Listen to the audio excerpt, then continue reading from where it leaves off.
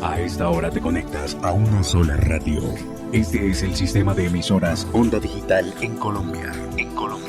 Radio virtual, hecha por jóvenes, pensada por universitarios. Sistema de estaciones Onda Digital, un concepto diferente.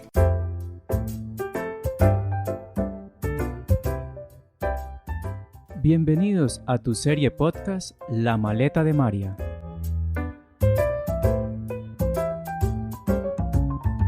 Cordial saludo para todos. Hoy en La Maleta de María nos acompaña Hernán David Jiménez Patiño, politólogo, abogado, especialista en ciencia política, magíster en estudios políticos. Actualmente trabaja en el Departamento Administrativo de Planeación de la Alcaldía de Medellín y ha sido profesor y asesor en diferentes facultades de la Universidad Cooperativa de Colombia en el campus Medellín. Profesor Hernán David, ¿qué llevas en tu maleta?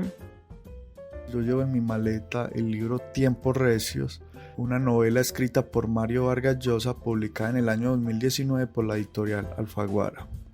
Como ustedes saben, Mario Vargas Llosa, como escritor e intelectual, es crítico del populismo, la dictadura y el autoritarismo, y de cualquier régimen político que restrinja las libertades individuales de las personas. Vargas Llosa se va al país de Guatemala en este libro a mediados de los años 50 del siglo XX. Para esto, este escritor hace un largo trabajo en la Universidad Francisco Marroquín de Guatemala, donde le prestan la biblioteca y comienza a consultar información sobre la época. En este sentido, esta novela trata más que todo cómo el gobierno de Jacobo Arbenz en Guatemala termina en 1954 con un golpe militar. Pero esta novela relata cómo estábamos en plena Guerra Fría, pero cómo a través de círculos empresariales y políticos en los Estados Unidos comienzan a vender la imagen del presidente de Guatemala como un presidente socialista o comunista. Debido a esta influencia, a estos círculos tanto empresariales y políticos, tanto en Guatemala como en los Estados Unidos, conllevan pues a la interferencia americana en Guatemala y cómo se da, ¿cierto?, la instauración de un golpe militar. Acá el argumento central del libro es cómo, a través también de este escritor Mario Vargas Llosa, como muchos, tienen en la realidad personajes reales y ficticios para darle una mejor alegría a la novela, un mejor relato, una mejor narrativa frente a lo que quiere manifestar el escritor. Con estos personajes reales y ficticios, él pone de manifiesto cómo se comienza a manipular la opinión pública y se comienza a instaurar un sistema de propaganda de mentiras para vender a un presidente elegido democráticamente como un presidente contrario a la democracia y a los intereses de los Estados Unidos de América. Acá hay unos personajes muy, muy importantes en este libro. Está United Fruit Company, que es una empresa multinacional dedicada a la producción de frutas en Centroamérica y en Guatemala en la época. Está Jacobo Arbenz, que fue un presidente, ¿cierto?, en Guatemala. Está también el personaje de Juan José Arévalo, que acá el libro para mí habla mucho de él, ¿cierto?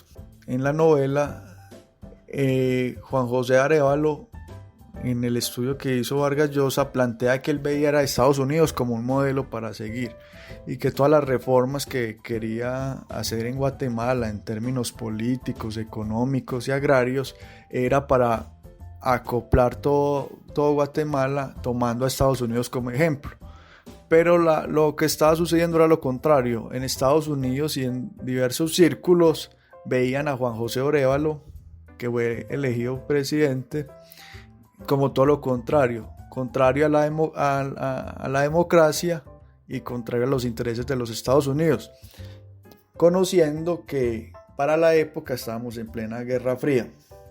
Entonces, con este golpe militar a Juan José Arévalo, se instaura pues una junta revolucionaria y todo esto conlleva a todo lo que pasa en América Latina en los años 60 y 70, que son las dictaduras militares, sin desconocer también que para Colombia en los años 50 también estábamos bajo un periodo de entre 1953 a 1957, que era la dictadura del general Rojas Pinilla.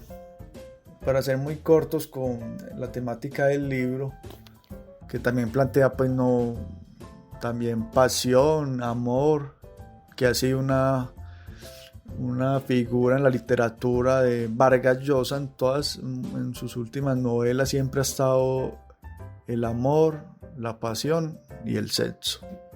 Nunca lo ha dejado de lado en sus novelas, así sean novelas muy políticas. Pero acá un mensaje con la realidad actual es la manipulación a la opinión pública, lo que hoy se conoce como la posverdad, lo que se habla de la posverdad. Yo creo que esto se debe a que tenemos una debilidad en construir ciudadanías democráticas y críticas, ¿cierto? Porque la manipulación a la opinión pública no se da solo por los medios de comunicación, existen muchas facetas. Ahora están las redes sociales y todo lo que tiene que ver con internet, pero existen muchas facetas para manipular a la opinión pública. Y esto es lo que hace esta novela. Para mí es una novela histórica de Vargas Llosa, Tiempos Recios. El título, cuando quise leer esta novela, Tiempos Recios, me vengo al año 2019-2020. Estamos en unos tiempos iguales, ¿cierto? ¿Y por qué estamos iguales? Al leer la novela siento como si no hubiéramos pasado muy poco tiempo, excepto pues cuando hablan de la dictadura militar y los militares y la Guerra Fría. Pero hay algo muy importante, que es la manipulación a la opinión pública. Cómo se fabrican mentiras para conservar el poder y estar impulsando, en este caso como se dice, un golpe de estado para favorecer unos intereses políticos y económicos de unos grupos empresariales de la época en Guatemala, y que también tenía intereses en Estados Unidos y Guatemala al mismo tiempo. Entonces, para terminar, este libro también aporta también a la historia de Guatemala, de la Guatemala de los años 50 y también a la Guatemala de hoy, ¿cierto? Como Guatemala también fue restaurando poco a poco su sistema democrático. Ningún sistema democrático es perfecto, pero Guatemala ha recuperado su sistema democrático, a diferencia de hace 70 años. Y esta novela de Vargas Llosa le aporta a esa historia de Guatemala, para que la conozcamos todos los hispanohablantes. Y por último, que lo voy a repetir, Tiempos Recios, ese título de esta novela es para los tiempos de América Latina del todo el siglo XX, y seguimos teniendo unos tiempos recios porque hay un descontento en las democracias, con los gobiernos, con los partidos políticos. También hay un descontento por la concentración de poder en los presidentes en América Latina. también por actos de autoritarismo, aunque no hay dictaduras ni regímenes fascistas plenos en América Latina, sí hay determinados rasgos de autoritarismo en determinadas actitudes y contextos en países particulares. Entonces, tiempos recios, todavía hoy estamos en tiempos recios hasta que la democracia no funcione mínimamente, donde se respeten los derechos humanos, donde haya separación de poderes, donde haya donde se respete el pluralismo político, exista tolerancia. Entonces, esos mínimos de la democracia todavía están muy endebles en América Latina. Y todavía Vargas Llosa, con este título, Tiempos Recios, relata la América Latina, como acabo de decir, no del siglo XX, sino relata la América Latina del siglo XIX, del siglo XX y de estas 2 décadas del siglo XXI, porque América Latina siempre ha estado en convulsiones permanentes en términos sociales, políticos y económicos. Hernán, muy interesante lo que nos cuentas del libro. El escritor Mario Vargas Llosa realizó la presentación a los medios en el 2019 y esto es lo que nos narra de su propio libro. En ese sentido sí soy muy realista, me interesa muchísimo, voy a los lugares, me interesan los colores, los sabores, la manera de hablar de la gente. Por ejemplo, aquí en Guatemala ha sido interesantísimo para mí ver la manera como utilizan los guatemaltecos el voceo, el voz, que nosotros creemos en América Latina que es argentino, y no solamente es argentino, es también centroamericano, ¿no? Pero hay una manera de utilizar el voceo que es muy característico de Guatemala, y para mí ha sido absolutamente fascinante hacer hablar a los personajes utilizando el voceo.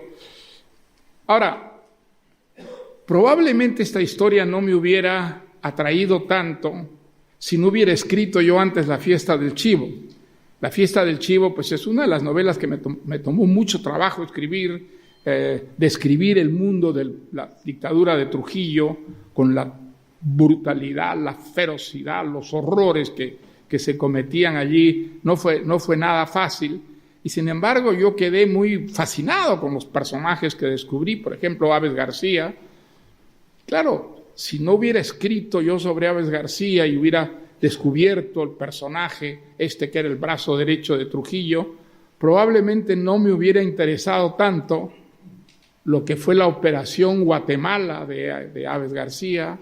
Y por otra parte, digamos, sí, es verdad, en esta historia se expresa una América Latina odiosa, detestable, que es la América Latina de los dictadores, de la violencia política, la cara más anticuada, retrógrada de una América Latina que afortunadamente va como desapareciendo, va quedando atrás, ¿no es verdad? Hoy día no tenemos dictaduras militares en América Latina, tenemos dictaduras ideológicas, Cuba, Venezuela, Nicaragua, pues son dictaduras ideológicas, ¿no es verdad? Son regímenes dictatoriales, comunistas o semicomunistas, pero las dictaduras militares tradicionales, las de un Trujillo, las de un Castillo Armas, eso prácticamente han desaparecido en América Latina y eso es una buena cosa. Las democracias que tenemos son muy imperfectas, están impregnadas de populismo, por supuesto, pero el hecho de la caída de Arbenz fue un hecho neurálgico en la historia de América Latina. Yo recuerdo, yo estaba todavía en la universidad cuando el golpe de Castillo Armas. Me acuerdo que salimos en Lima a manifestar, los sanmarquinos salimos a la calle a protestar contra lo que nos parecía un atropello inicuo, realmente, que a un gobernante que había sido elegido democráticamente, que estaba tratando de llevar a la práctica un programa que había sido mandatado por los electores guatemaltecos, que la CIA montar esta operación, este golpe de Estado abusivo. Claro, hay que recordar que eran los tiempos de la Guerra Fría. La CIA había tenido un gran éxito en Irán. Había derrotado a Mossadegh montándole un golpe de Estado. Y la CIA, pues lo que hizo en Guatemala fue más o menos repetir lo que había hecho en Irán. Eran los tiempos de la Guerra Fría. Antes, por ejemplo, de Eisenhower, que estaba en la presidencia de Estados Unidos, el presidente de Estados Unidos se había negado terminantemente a apoyar el golpe de Estado contra Arbenz. Entonces, y mi impresión es que si Estados Unidos, en lugar de derrocar a Arbenz, hubiera apoyado las reformas, las hubiera incluso subsidiado, probablemente otra sería la historia de América Latina. Como podemos escuchar, este es un gran escritor que realiza una investigación profunda para poder observar, analizar las características que rodearon a este hecho y poderlas transmitir a través de su novela. Hernán, ¿por qué nos recomiendas leer este libro? Y para finalizar, ¿dónde compras tus libros? ¿Cómo son tus hábitos de lectura? ¿Cuál es tu librería preferida? Yo recomiendo este tipo de novela, la catalogo como una novela histórica. Me gusta este tipo de novelas porque con ficción y realidad este autor o otros autores relatan los hechos históricos y en este sentido las perversidades también de los regímenes políticos autoritarios. Por eso me gusta este tipo de lecturas. Y cualquier novela histórica también es muy rica porque también con esa mezcla de ficción, pero también con mucho de realidad, también lo lleva a uno, lo transporta a uno en el tiempo y lo hace ver a uno como si uno también fuera no un personaje, sino como un partícipe de esa novela, pero como si solo estuviera viendo lo que sucede, ¿cierto? Lo que sucede en esos hechos. No manipulando los hechos, sino solo como, iba a decir oyente ni televidente, ¿no? Como un espectador ahí, cuando el escritor relata pues determinados sitios. Yo soy de esos que me teletransporto. Mi lugar favorito para leer es mi biblioteca personal. Me fascina leer, es la parte donde más me concentro. A veces cargo libros cuando salgo de viaje o al trabajo, o en la maleta se cargan y aprovecho y leo unas cortas páginas. Y mi librería favorita son muchas, pero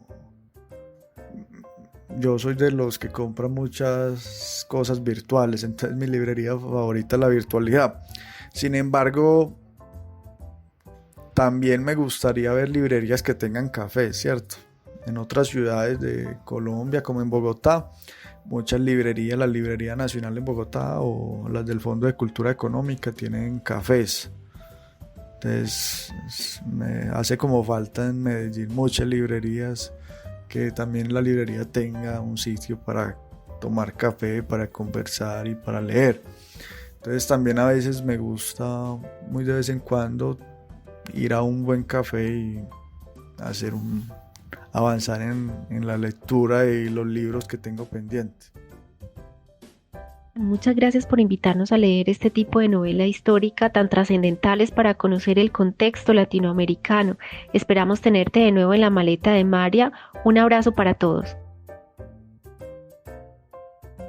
Gracias por tu conexión a la maleta de María. Síguenos en @OndaDigitalU en Instagram, Facebook y Twitter.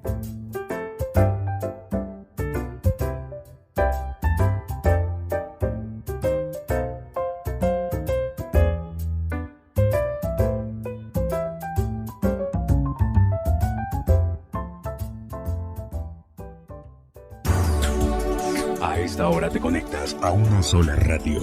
Este es el sistema de emisoras Onda Digital en Colombia. En Colombia.